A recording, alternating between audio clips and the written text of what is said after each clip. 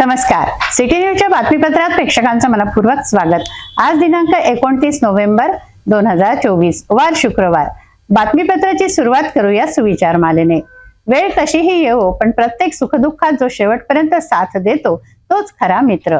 आजचा सुविचार आपण बघितला. आता बघूया बातमीपत्रातील ठळक बातम्या.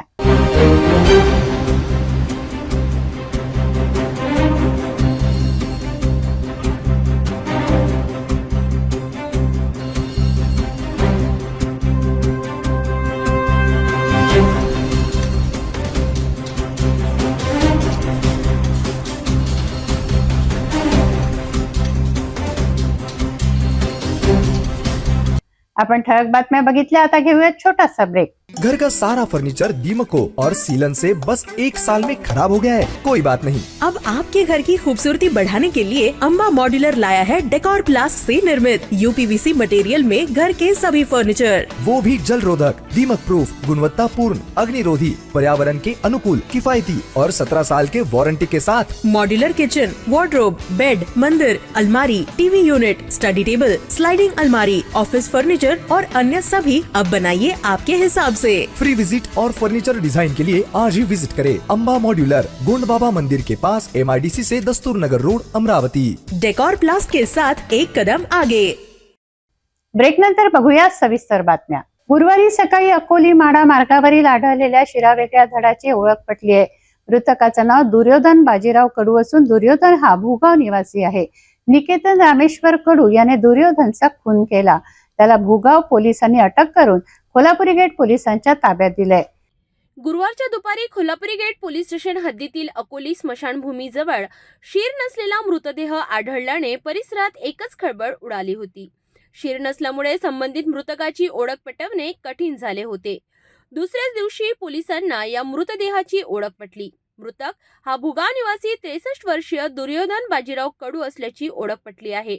भुगावातीलच निकेतन रामेश्वर कडू या व्यक्तीसोबत दुर्योधन कडूला शेवटचं बघितलं गेलं अशी माहिती ग्रामस्थांकडून पोलिसांना मिळाली. निकेतन कडू यांनी दुर्योधन यांच्याकडून 5 लाख रुपये उधार घेतले होते. दुर्योधन यांनी वारंवार निकेतनला पैसे परत मागण्याचा तगादा लावला. मात्र निकेतन त्यांना पैसे परत करू शकला नाही. उधारीचे पैसे परत देण्यापासून वाचण्यासाठी निकेतन यांनी दुर्योधनला अमरावतीला आणून त्यांचा खून केला आणि पुरावे नष्ट करण्यासाठी त्याचे शीर धडावेगळे करून गायब केले. मात्र पोलिसांनी दुसऱ्याच दिवशी मृतकाची ओळख पटवून मृतकाच्या खुनाला अटक केली आहे.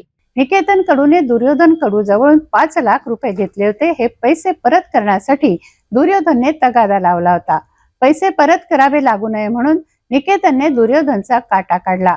अमरावतीला आणून दुर्योधनचा निर्घृण खून केला. निकेतन कडू हा भारतीय सेना दलात कार्यरत आहे. आरोपी निकेतन कडूला भुगाव पोलिसांनी अटक केली असून भुगाव पोलिसांकडून आरोपी निकेतनला कोल्हापुरी गेट पोलिसांनी ताब्यात घेऊन त्याची कसून चौकशी सुरू केली आहे. शीर नसलेल्या मृतदेहाची ओळख पटवून पोलिसांनी दुसऱ्याच दिवशी या आरोपीला अटक केली. अमरावती शहरात एकापाठोपाठ एक अशा हादरवणाऱ्या घटना घडतायत. गुरुवारी शिरा वेगळं धड असलेला मृतदेह आढळला तर शुक्रवारी मानवी सांगाडा आढळलाय. बडनेरा पोलीस स्टेशन अंतर्गत धाबा शेत शिवारात बेलोरा ते धाब्या दरम्यान एका नाल्यात अज्ञात इसमाचा मृतदेहाचा सांगाडा आढळून आला. त्यामुळे परिसरात एकच खळबळ उडाली आहे. या घटनेची माहिती बेलोरा पोलिसांना मिळताच वरिष्ठ पोलीस निरीक्षक सुनील चव्हाण व त्यांचे कर्मचारी घटनास्थळी जाऊन त्यांनी मानवी शरीराचा सांगाडा ताब्यात घेतला व अज्ञात मृतकाच्या संदर्भात अकस्मात मृत्यूची नोंद केली आहे. पुढील तपास बडनेरा पोलीस करतायत. अमरावती शहरात होत आहेत तरी काय. एकीकडे अकोली मार्गावर शीर वेगळं धड आढळून आलंय. त्याच इसमाची दुसऱ्या दिवशी शोध लागला. पोलिसांनी युद्धपातळीवर शोध घेऊन सेवा दलात असलेल्या मारेकरूला ताब्यात घेण्यात आलंय. तर आता पुन्हा शुक्रवारी बडनेरा शहरानजीक असलेल्या बेलोरा ते दाभा दरम्यान असलेल्या एका नाल्यात अज्ञात मृतदेहाचा चक्क सांगाडाच आढळून आला. यामुळे सर्वत्र एकच खळबळ उडाली आहेत. घटनेची माहिती मिळताच बडनेरा वरिष्ठ पोलीस निरीक्षक सुनील चव्हाणसह पोलीस पथक तात्काळ घटनास्थळी रवाना झाले. पंचनामा करून मानवी शरीराचा सांगाडा ताब्यात घेतला. या संदर्भात आकस्मिक मृत्यूची नोंद करण्यात आली आहे. मानवी सांगाडा कोणी आणून टाकला, कोणाचा असेल याच्या तपासात आता बडनेरा पोलीस लागले आहेत. अज्ञात व्यक्तीचा मृतदेहाचा सापळा अतिशय छिन्न विछिन्न दिसून आला. नेमका किती दिवसापासून घटनास्थळी तो सांगाडा पडून असेल की कोणी आणून टाकला आहे या संदर्भात अधिक तपासात आता बडनेरा पोलीस लागले आहेत.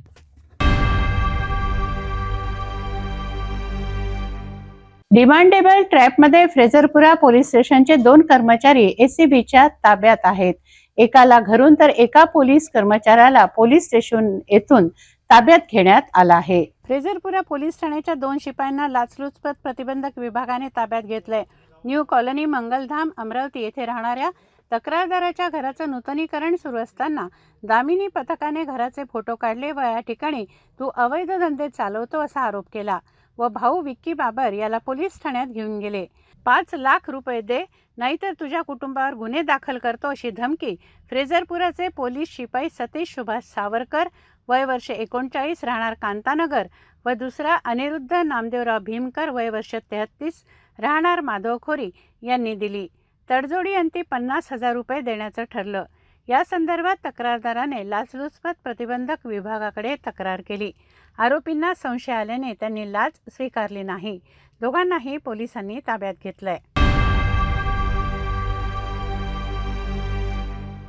जिल्ह्यात झालेल्या विधानसभा निवडणुकीत मतदारांनी सक्रिय सहभाग नोंदवत उत्साहात मतदान केलं. याचा परिणाम म्हणून जिल्ह्याच्या मतदानाच्या टक्केवारीत 6% वाढ झाली आहे. मतदारांमध्ये जनजागृती आणि मतदान करण्याच्या चांगल्या अनुभवामुळे या टक्केवारीत वाढ झाल्याचं प्रतिपादन जिल्हाधिकारी सौरभ कटियार यांनी केलंय. स्वीपमध्ये सहभागी संस्था, संघटना, नागरिकांचा सत्कार त्यांनी केला. जिल्हा परिषदेत स्वीप उपक्रमांतर्गत सक्रिय सहभाग नोंदवलेल्या संस्था, संघटना, शासकीय यंत्रणा, मतदारसंघात उत्कृष्ट कार्य करणारे प्रतिनिधी, माध्यमांचे प्रतिनिधी यांचा सत्कार समारंभ आयोजित करण्यात आला. यावेळी मुख्य कार्यकारी अधिकारी संजिता महापात्र, सहाय्यक जिल्हाधिकारी अमर राऊत, महापालिका आयुक्त सचिन कलंत्रे, पोलीस उपायुक्त गणेश शिंदे आदी उपस्थित होते. जिल्हाधिकारी कटियार यांनी मतदान करायला आलेल्यांना चांगला अनुभव येणं आवश्यक आहे. यासाठी प्रशासनाने मतदान केंद्र स्वच्छता, पिण्याच्या पाण्याची व्यवस्था, दिव्यांगांसाठी विशेष व्यवस्था केली. निवडणुकीचं सुनियोजन करण्यात आल्यामुळे संपूर्ण प्रक्रिया शांततेत पार पडली. जनजागृती, हेल्पलाईन, सायकल रॅली अशा विविध उपक्रम ग्राम पातळी ते शहरी भागांपर्यंत केल्याने नागरिकांना प्रोत्साहित केलं. पोलीस, महापालिका, ग्रामपंचायत, माजी सैनिक, महिला, आशा सेविका, सामाजिक संस्था, संघटना, पत्रकार आणि यांच्या सहकार्यामुळे मतदार आणि प्रशासन यांच्यात दुहेरी संवाद झाला. प्रशासनाने केलेल्या तयारीमुळे विधानसभा निवडणुकीत कोणतीही तक्रार प्राप्त झाली नसल्याचं जिल्हाधिकाऱ्यांनी सांगितलं. आणि टीम म्हणून काम केलेलं. तुम्ही लोकांच्या प्रयत्नाचा आज रिझल्ट हे आहे की अमरावती जिल्ह्यामध्ये जे मतदानाची टक्केवारी आहे त्याच्यात खूप वाढ झाला. लोकसभामध्ये सुद्धा ऑलमोस्ट हीच टीम होती आपल्या जिल्ह्यात. लोकसभामध्ये सुद्धा तुम्ही लोकांनी खूप मेहनत घेतली होती. त्याचा परिणाम होता की लोकसभामध्ये सुद्धा 3% वाढला होता, आपला 63% झाला. आणि त्याच्यानंतर विधानसभामध्ये अजून तुम्ही लोकांनी इम्प्रूव्हमेंट केला, अजून काम केलं, अजून मेहनत घेतली आहे. आणि यावेळी लोकसभापेक्षा जास्त मतदान टक्केवारी झाली आहे. 66% पर्यंत आली आपली टक्केवारी. शेतकऱ्यांकडून धान्य खरेदी सुरू झाली आहे. नाफेडसाठी 10,000 शेतकऱ्यांनी नोंदणी केली आहे. मात्र केवळ 424 शेतकऱ्यांकडूनच 15,000 क्विंटल सोयाबीन खरेदी करण्यात आलंय. जिल्ह्यात 18 केंद्र सुरू करण्यात आले आहेत. नाफेड अंतर्गत सोयाबीनला 4,892 रुपये भाव दिला जातोय.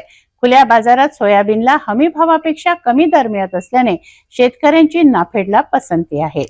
निवडणुकीची धामधूम संपल्यानंतर आता शेतकरी कामाला लागलाय. नाफेडतर्फे शेतमालाची खरेदी सुरू झाली आहे. त्यासाठी 10,000 शेतकऱ्यांनी नोंदणी केली आहे. मात्र 424 शेतकऱ्यांकडूनच सोयाबीन खरेदी केलं गेलंय. 15,000 क्विंटल सोयाबीनची खरेदी नाफेडने केली. अमरावती जिल्ह्यात नाफेडचे 18 केंद्र सुरू आहेत. सोयाबीनला 4,892 रुपये भाव दिला जातोय. सोयाबीनला आर्द्रतेचा निकष लावण्यात आला, त्यामुळे शेतकऱ्यांना भाव कमी मिळतोय. शासनाने सोयाबीनमधील आर्द्रतेची अट रद्द करण्याची मागणी शेतकऱ्यांची आहे. खुल्या बाजारात सोयाबीनला हमीभावापेक्षा कमी दर मिळत असल्याने शेतकऱ्यांची नाफेडला पसंती आहे. आमची समस्या आहे, नॅपॅडले आम्ही नंबर लावलेला आहे आणि फोन आला साहेबाचा का शॅम्पल तुम्ही घेऊन या. आम्ही शॅम्पल आणलं. साहेब म्हणजे तुमचं बसत नाही म्हणते निकसमध्ये. मॉइश्चर किती आहे तुमच्या इथं? 12.2 आहे म्हणते. तुमचं काय म्हणणं आहे? माझं परवा दिवशी सोयाबीनची गाडी आणली होती. नंबर लागल्यामुळे सोयाबीनची गाडी आणली. माझा माल हार्वेस्टरचा होता, पण 90% इकडे हार्वेस्टरचा माल आहे आणि 10% मशीनचा आहे. नापेडले पाहिजे सुपर कांदा. आता कांदा कुठून आणायचा शेतकऱ्यानं? कोण का त्याचं बेकार झालेलं सोयाबीन नापेडनं घ्यायला पाहिजे, नाही तर मग त्याचे 2 ग्रेड करायला पाहिजेत शेतकऱ्याचे. आता इथून जे सोयाबीन परत नेलेलं सोयाबीन आहे ते तिथं 33-34 रुपये मागून राहिले मंडईत. मग का आत्महत्या करायचं का शेतकऱ्यानं? सरकारने याची काळजी घेऊन आमची खरेदी चालू करून, नाही तर मग हे पूर्ण बंद करून द्यायला पाहिजेत आणि फरकचे पैसे शेतकऱ्याला ताबडतोब द्यायला पाहिजेत. आमचं हे म्हणणं आहे. माझं माउचर 12.7 भरलं. साहेबाचं म्हणणं असं पडलं का 12.7 चालत नाही आणि मी जर घेतलं तर बा गोडाऊनवाला माझा माल खाली करत नाही. त्याला तर 12.1ही चालत नाही म्हणते गोडाऊनवाल्याला. त्याला याच्यात आता बंड साहेबाला थोडंसं माउचरची शिथिल करून हे आमचे सोयाबीन घ्यायला पाहिजे नाफेड. शेतकऱ्यांचा माल म्हणजे नाफेड खरेदी केंद्रावर धामणगाव इथे येतो, तर आम्ही तिथे प्रथमतः त्याचं सॅम्पल घेऊन मॉइश्चर चेक करतो आणि त्यात जर समजा 12.3-4 असलं तर आम्ही समजा घेत नाही. याचं कारण असं की आमचं जेव्हा गोडाऊनला माल जातो तिथे 12.12 जरी आलं तर MSWC धामणगाव रेल्वे तिथले समजा गोडाऊनमधले जे समजा ग्रेडर वगैरे असतात किंवा व्यवस्थापक वगैरे ते तिथे प्रत्येक ट्रकमधलं प्रत्येक छल्लीचं सॅम्पल काढतात आणि 12.21 आणि असं जरी आलं तर ते पूर्ण माल वापस करते आणि माल वापस आलेला तुमच्या नजरेसमोरच आहे. इथे 396 गट्टी ते परत आलेली आहे माझे. तर त्याच्यामुळं मला हा त्रास होत आहे. त्याच्यामुळं ही खरेदीसाठी थोडंसं मी यात काही ना काही व्यवस्था करण्यात यावी. मॉइश्चर वाढण्याबद्दल काय म्हणणं आहे तुमचं? मॉइश्चर समजा राज्य सरकारने जर राज्य सरकार किंवा केंद्र सरकारने जर मॉइश्चरमध्ये काही शिथिलता करून दिली तर त्यात म्हणजे शेतकऱ्यांचा माल बसू शकतो. मी इथे नंबर लावलेला होता, 188 माझं टोकन नंबर होतं. मी जेव्हा इथे सॅम्पल आणलं तेव्हा माझं सोयाबीन आपण काही प्रत्येकच पोत्यातलं सॅम्पल, आता 50 जर कट्टे असले तर आपण काही 50 कट्ट्यातलं सॅम्पल आपण आणू शकत नाही सर. आपण 2-4 कट्ट्यातलं सॅम्पल आणलं, आपण इथे दाखवलं, त्याच्यानंतर आपण गाडी आणली. गाडी आणल्यानंतर मॉइश्चर जास्त भरण्यात आलं, त्या कारणानं माझी गाडी परत गेली. यात विषय असा होऊन राहिला सर की मनस्ताप खूप होऊन राहिला, शेतमालाला भाव नाही आहे. तर हा जो मॉइश्चरचा विषय आहे हा शासनानं एक समजून घेऊन काहीतरी याच्यावर मध्यस्थी पर्याय काढायला पाहिजे आणि शेतकऱ्याचं समाधान करायला पाहिजे, एवढंच माझं म्हणणं आहे. हा सर्व इथे वापस आलेला माल, एवढा सर्व माल वापस येऊन इथे पडलेला आहे. अमरावती विधानसभा मतदारसंघाच्या निवडणुकीत दुसऱ्यांदा विजयी झालेल्या महायुती राष्ट्रवादी काँग्रेस पार्टीच्या नवनिर्वाचित आमदार सुलभा खोडके यांचा शैव गुरव हितकारिणी मंडळ अमरावतीच्या वतीने हार्दिक अभिनंदन व सत्कार करण्यात आला. यावेळी मंडळाच्या वतीने आमदार महोदयांना शाल, श्रीफळ व पुष्पगुच्छ देऊन त्यांचा यथोचित सत्कार करीत आगामी 5 वर्षाच्या वाटचालीबद्दल शुभेच्छा देण्यात आल्या. The institution of engineers Amravati local सेंटरच्या विद्यमान कार्यकारिणीच्या वतीने आमदार सुलभा खोडके यांचा शाल, पुष्पगुच्छ देऊन सत्कार करण्यात आला. यासोबतच त्यांचं अभिनंदन करताना सर्वांनी आमदार महोदयांना शुभेच्छा देऊन आगामी काळात त्यांच्या कारकिर्दीत अमरावती शहराच्या विकासाची कामं अधिकाधिक गतीने पूर्ण होण्यासाठी त्यांनी प्राप्त केलेली ही विजयश्री निश्चितच ऊर्जादायी ठरणार असल्याचा विश्वास व्यक्त केला. The institution of engineers Amravati local सेंटरच्या वतीने करण्यात आलेल्या स्वागत अभिनंदन सत्काराचा विनम्रपणे स्वीकार करत आमदार सुलभा खोडके यांनी आपण दर्शवलेला विश्वास, दिलेली जनसेवेची संधी याबद्दल मी आपणा सर्वांची आजन्म ऋणी असल्याचं सांगितलं. या दरम्यान कृतज्ञता व्यक्त केली.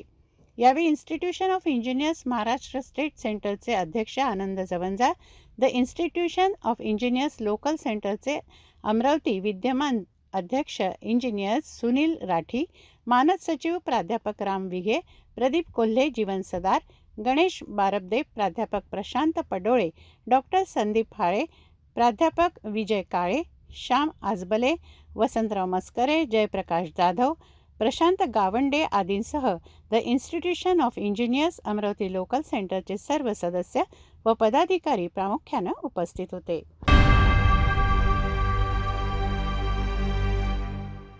भेटूया एका छोट्याशा विश्रांतीनंतर. शादी और ब्याह की शुरुआत आराधना साड़ी के साथ. Aradhana wholesale shopping mall L2 Bizland complex Nandgaon Peth Amravati Jawahar road Amravati. विश्रांतीनंतर पुन्हा आपलं स्वागत. गोंदिया जिल्ह्यात शिवशाही बसचा भीषण अपघात झालाय. सकाळी भंडारा आगारातून ही बस गोंदियाला जात असताना गोंदिया सडक अर्जुनी मार्गावर बिंद्रावण टोला गावाजवळ शिवशाही बस अनियंत्रित झाली व रस्त्याच्या बाजूला कलंडली. यात आतापर्यंत 10 लोकांचा मृत्यू झाला आहे तर 30च्या जवळपास लोक प्रवासी जखमी झाले आहेत. गोंदिया जिल्ह्यात बसचा भीषण अपघात झाला. या अपघातात 10 जणांचा जागीच मृत्यू झाला आहे. शुक्रवारी सकाळी भंडारा आगारातून बस गोंदियाला जात असताना गोंदिया सडक अर्जुनी मार्गावर बिंद्रावण टोला गावाजवळ शिवशाही बस अनियंत्रित झाली व रस्त्याच्या बाजूला उलटली. आतापर्यंत या अपघातात 10 लोकांचा मृत्यू झालाय तर 30च्या जवळपास लोक जखमी झालेत. जखमींना गोंदिया जिल्हा रुग्णालयात हलवण्यात आलंय. हा अपघात इतका भीषण होता की यामध्ये मृतकांचा आकडा वाढण्याची शक्यता वर्तवली जात आहे. या ठिकाणी पोलिसांनी धाव घेतली. रुग्णवाहिकांद्वारे जखमींना गोंदिया जिल्हा रुग्णालयात हलवण्यात आलं. येथे नागरिकांनी प्रचंड गर्दी केली. नागरिकांनी प्रवाशांची मदत केली. उलटलेल्या शिवशाही बसला सरळ करण्यासाठी JCB आणला. हा अपघात इतका भीषण होता की मृतांचा आकडा वाढण्याची भीती व्यक्त केली जाते. येणारा काळ हा संघर्षाचा असून जाती धर्माच्या राजकारणात आपल्याला सेवा व मुद्द्याचं राजकारण समोर आणायचंय.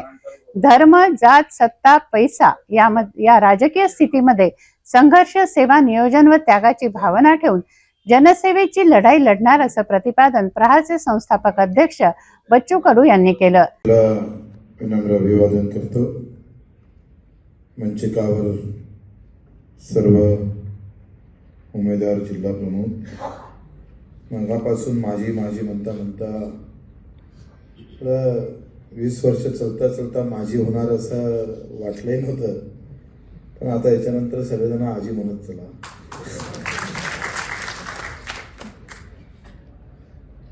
माझी काही लोक ते आमदारावर मस्त लिहितात. मान्य लिहाच्या ऐवजी मा फक्त करतंय. असं 4 वेळेस सातत्यानं आपण निवडून आलो आणि आम्ही विचार नाही केला होता कधी आपण महाराष्ट्रभर हे संघटन पोहोचू, लोकांपर्यंत जाऊ, लोकांचे मन जिंकू, असं कधीही विचार केला नाही. काम करत गेलो. काम करता करता आपल्यासारखी सगळी चांगली मंडळी, चांगले कार्यकर्ते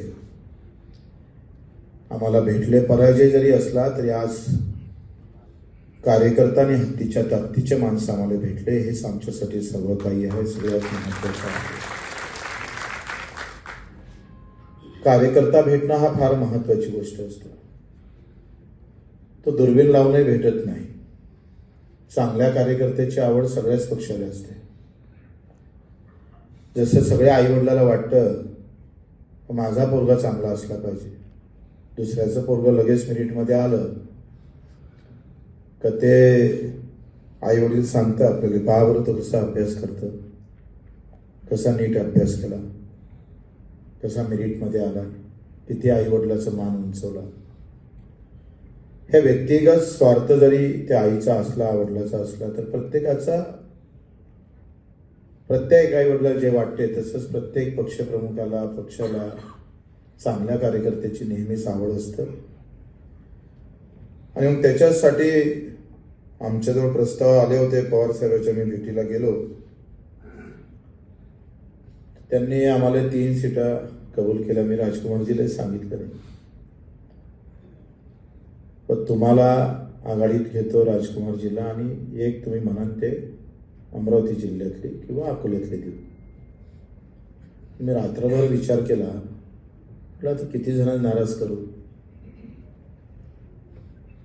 सगळ्यांचे चेहरे दिसले.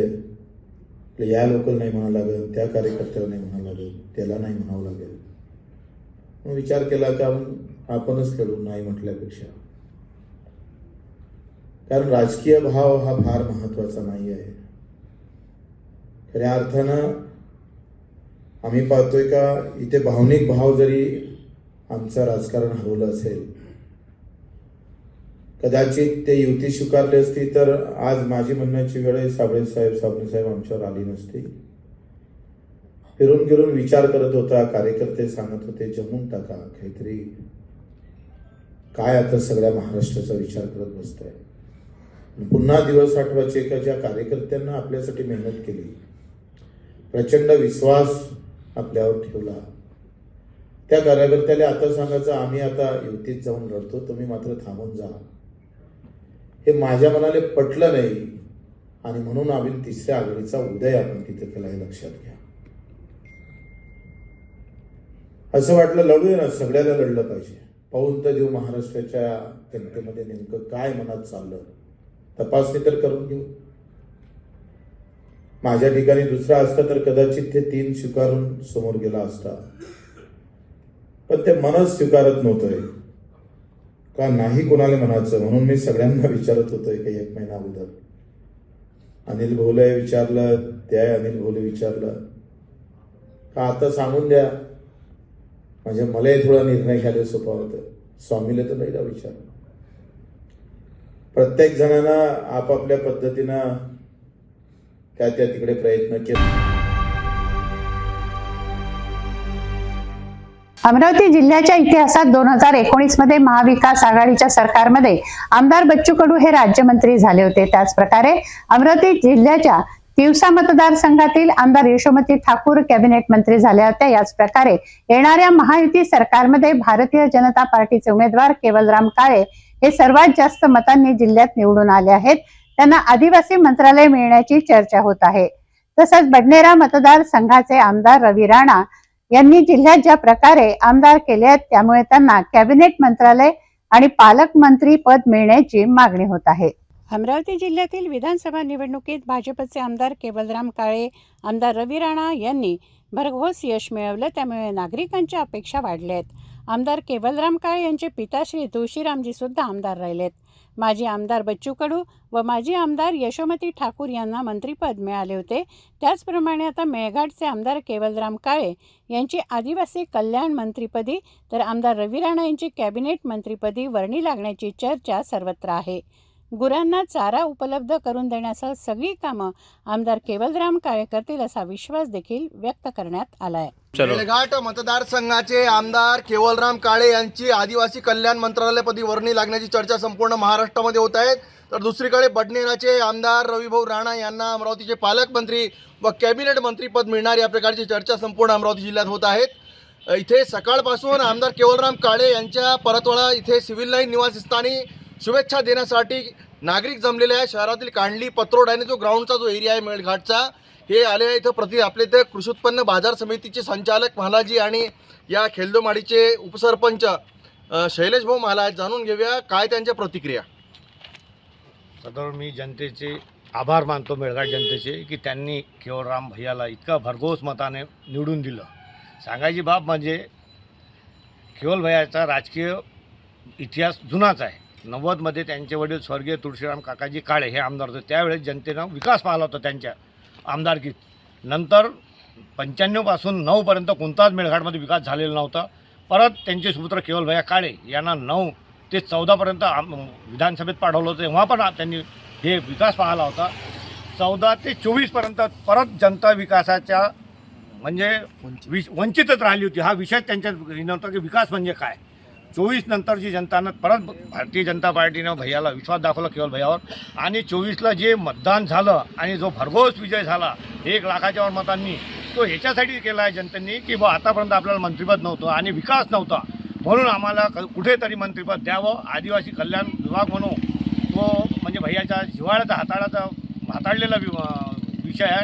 कारण की भैया 2000 पासून तर आज लगत TDC महामंडळाचे डायरेक्टर आहे, अविरोध डायरेक्टर आहे. सांगायची बाब म्हणजे त्यांनी आदिवासी विकास मंडळ जवळून पाहिलेलं आहे. त्यांनी आदेश मंगळाचा भरपूर विकास केला त्याच्या माध्यमातून मेळघाटचा. परंतु त्याच मते जनतेनंच 1 लाखाच्या वरती मते निवडून दिले आहेत जनतेला, केवलभाईला त्याचा फक्त एकच अपेक्षा आहे की भारतीय जनता पार्टीनं त्यांच्यावर कुठंतरी आदिवासी मंत्री म्हणून एक विकास दाखवावा. त्याच्यासाठी आम्ही पार्टीला तरी अपेक्षा करतो की केवलभाईला कुठंतरी मंत्रिपद मिळावं आणि मेळघाटचा विकास भरपूर व्हावा एवढीच आमची सदिच्छा. एकूणच आपण बघितलं की शैलेश माला यांनी म्हटलं की आदिवासी विकास महामंडळाच्या संचालकपदी केवलराम काळे यांनी काम केलेलं आहे आणि या महाराष्ट्रामध्ये आदिवासी विभाग कल्याण मंत्रालय हा मेळघाटच्या हाती द्यायला पाहिजे. काय म्हणतात भाजपाचे युवा नेते, काय म्हणतात?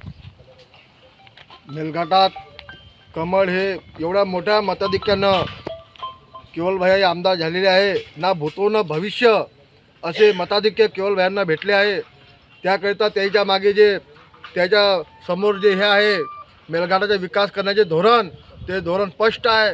ज्या गावात रस्ते नाही त्या गावात रस्ते बनवण्याचे कामं, ज्या गावात शाळा नाही तिथे शाळा, जिथं आरोग्य विभाग काम करत आहे तिथं आरोग्य विभागाने कामाशी लावणे, असे धोरण हे केवलभाई स्पष्टपणे मेळघाटात करणार आहे. आणि मी मेळघाटात जनतेला सांगू इच्छितो, जे काही तुमचे प्रश्न असतील ते बिनधास्तपणे केवलभाईंना सांगा आणि तुमचे प्रश्न मार्गी लावा. केवलभाई एकदम साधे सरळ स्वभावाचे माणूस आहे, देव माणूस आहे. असा माणूस, असा आमदार मेळघाटाला भेटणं शक्य नाही आहे. त्यासाठी तुम्हाला मी सांगतो, जे काही आमचे आदिवासी लोकांना जे मेन मुख्य प्रॉब्लेम आहे, जंगलात समजा ढोरं चारायला चारा उपलब्ध करून देणे आणि रस्त्याच्या परमिशन असो, NOC असो, ह्या सर्व गोष्टी पूर्ण करण्याचे काम केवलभाई करतील अशी मी तुम्हाला जनतेला केवलभाईच्या वतीने ग्वाही देतो. आमचे जे बडनेरा मतदारसंघाचे आमदार आहेत त्यांना पण भारतीय जनता पार्टीने कुठंतरी कॅबिनेट मंत्रिपद द्यावं ही सुद्धा मेळघाटची अपेक्षा आहे. जनतेची पालकमंत्री म्हणून द्यावं आमची इच्छा आहे आणि केवलभाईच्या विषयाने त्यांना तरी मंत्रिपद द्यावंच हे सुद्धा इच्छा आहे.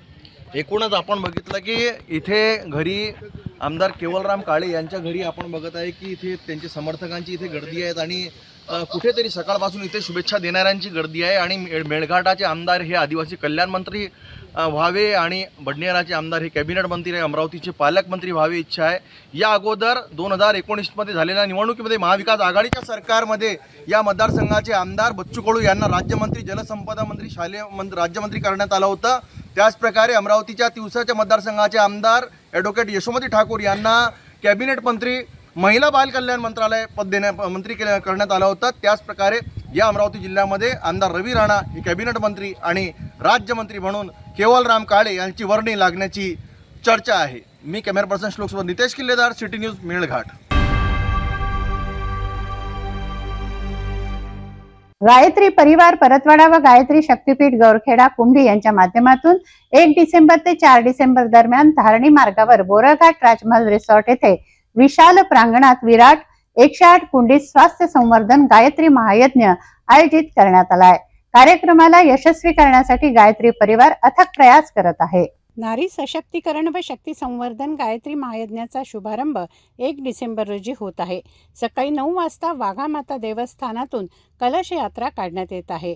गायत्री संगीतमय प्रवचन 2 डिसेंबर रोजी सायंकाळी 6 वाजता ध्यान साधना व प्रज्ञायोग, सकाळी 11 वाजता चिन्मय पंढरी यांचं प्रबोधन करणार असून महिलांची जनजागृती, स्वतःला ओळख यावर मार्गदर्शन तसंच विविध कार्यक्रमांतर्गत गौरक्षण, गोपाल, जैविक शेती यावर मार्गदर्शन करण्यात येत आहे. कार्यक्रमाला यशस्वी करण्यासाठी गायत्री परिवार अथक प्रयास करत आहे. बोरेघाट येथे विराट 108 कुंडी स्वास्थ्य संवर्धन गायत्री महायज्ञाचं आयोजन 1 ते 4 डिसेंबर दरम्यान करण्यात आलं आहे. गायत्री परिवार परतवाडा व गायत्री शक्तीपीठ गौरखेडा कुंभी यांच्या माध्यमातून धारणी मार्गावरील बोरेघाट राजमहल रिसॉर्ट येथे विशाल प्रांगणात महायज्ञ करण्यात येत आहे. विराट 108 कुंडी स्वास्थ्य संवर्धन गायत्री महायज्ञाची तयारी पूर्ण झाली आहे. गौरखेडा येथे गायत्री शक्तीपीठ येथे 108 संवर्धन स्वास्थ्य यज्ञ याचं आयोजन दिनांक 1 डिसेंबर ते 4 डिसेंबर रोजी करण्यात आलेलं आहे. आणि या संदर्भामध्ये हा आयोजन गौरखेडा मार्गावर, धारणी मार्गावर जे राजमहल आहे ते तिथे करण्यात आलं आहे. एकूणच कसा कार्यक्रम आहे, त्याची काय नियोजन आहे जाणून घेऊया. काय आपलं नाव? माझं नाव शंकर गोविंदराव चिखलकर, गायत्री शक्तीपीठचा एक साधा सेवक आणि स्वयंसेवक आहे. आणि आमचा हा कार्यक्रम स्वास्थ्य संवर्धन 108 कुंडीय महायज्ञ आणि या यज्ञाच्या माध्यमातून लोकांपर्यंत आरोग्य पोहोचो अशी कामना धरून हा महायज्ञ आहे. एकूणच वर्षभर काय काय कार्यक्रम इथे चालतात, काय काय आपलं नियोजन असते?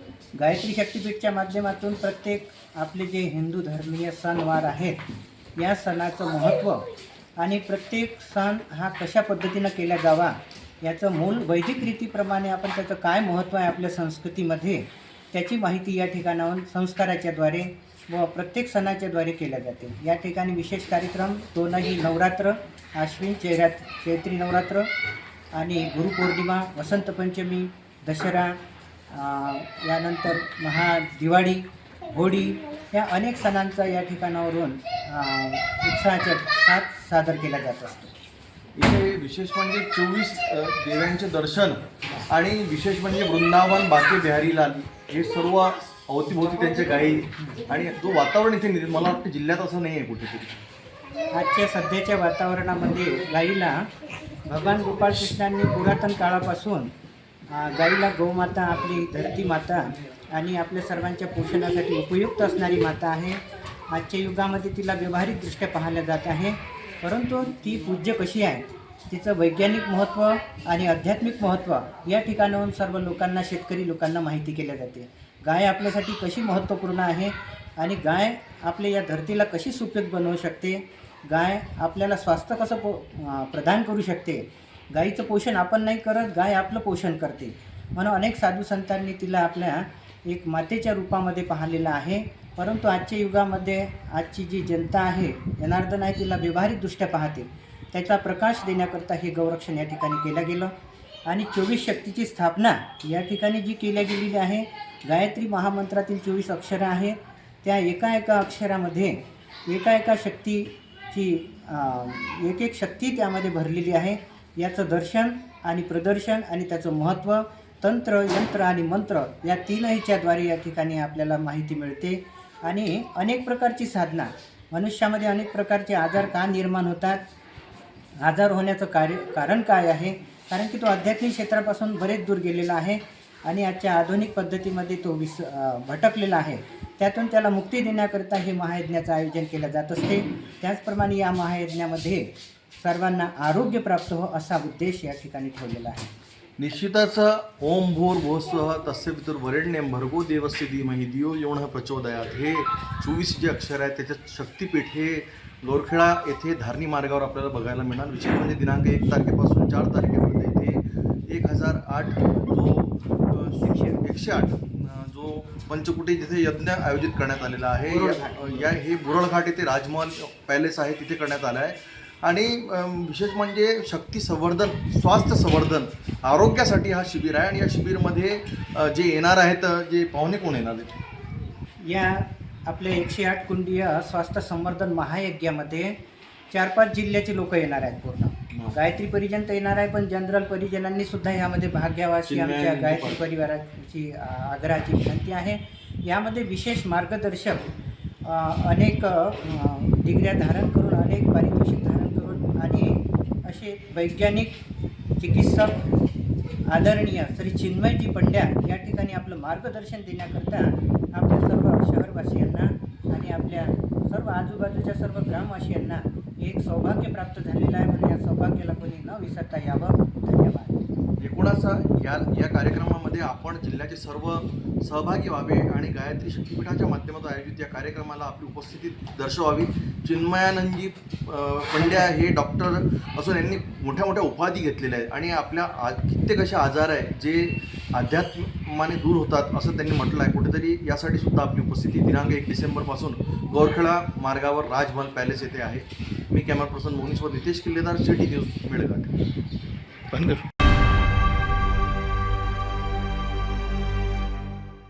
जाता जाता पुन्हा एक आजच्या ठळक बातम्या.